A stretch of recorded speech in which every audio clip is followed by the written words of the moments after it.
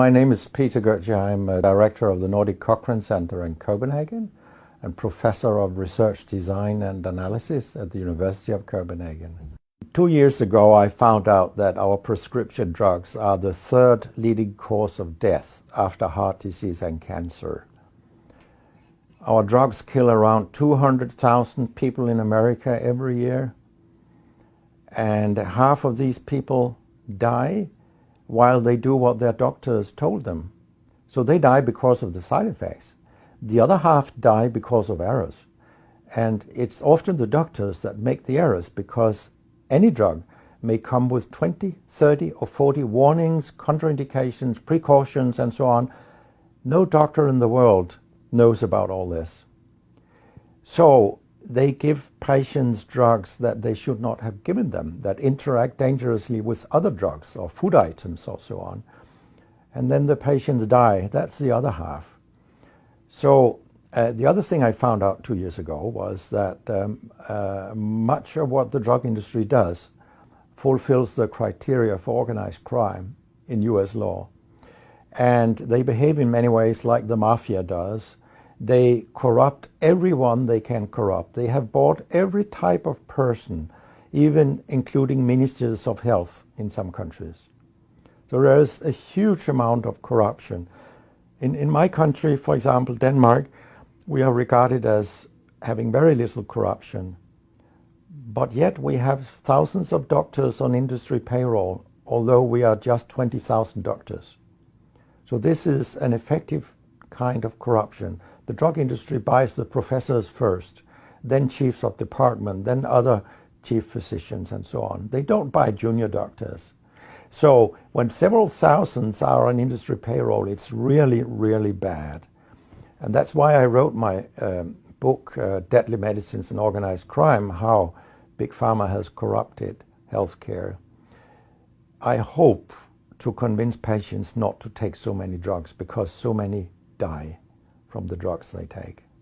In my country, people take so many drugs that every single citizen can be in treatment with 1.5 drugs from they are born till they die. This is incredible. And drugs are not that helpful.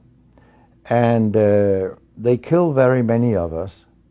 We know that. That's why drugs are the third major killer after heart disease and cancer.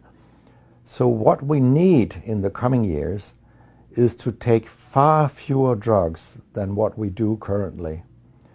If we did that and we were careful, then we could live longer and live better lives.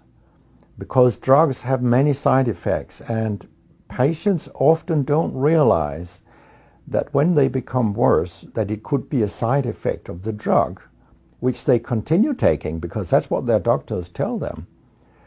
So when I was a specialist in internal medicine, what I very often did was that I stopped a lot of drugs, particularly in elderly people, and it's quite revealing to see a bedridden elderly person come into your ward, and when you stop the drugs, I mean, that person becomes many years younger. And many of these drugs affect the brain, and old people tolerate that very, very badly. They fall, and when they break a hip, 1/4 of them die. And for example, antidepressant drugs are used in more than 10% of our elderly. And they seem to kill 3% of them every year. I mean, if 100 old people take an antidepressant for 1 year, 3% of them will die because they fall and break their hip. This is a huge death rate. So a lot of other drugs than antidepressants also make people fall and kill them. And they may affect your cognition, your memory, and all these things. And then they interact in ways that we know almost nothing about. Very many elderly, they take more than 5 drugs a day. And we actually don't know how these drugs interact with each other. What we do know is that all drugs have many effects in the body, and some of them interact also in their metabolism. so that you can get a too high concentration of a drug if you take other drugs simultaneously. So we make a lot of harms that we don't even recognize. I have a pretty colorful collection of things people have called me during all these years. And sometimes journalists have asked me, why do you always look up controversy? And my reply is, I don't. Controversy looks me up. Because it's not popular to tell the truth in healthcare. You will get a lot of enemies, because a lot of people make money on false premises, doctors and industry alike. And our drug regulators and our politicians, they are on board on this wagon. So very few people are independent of money in healthcare.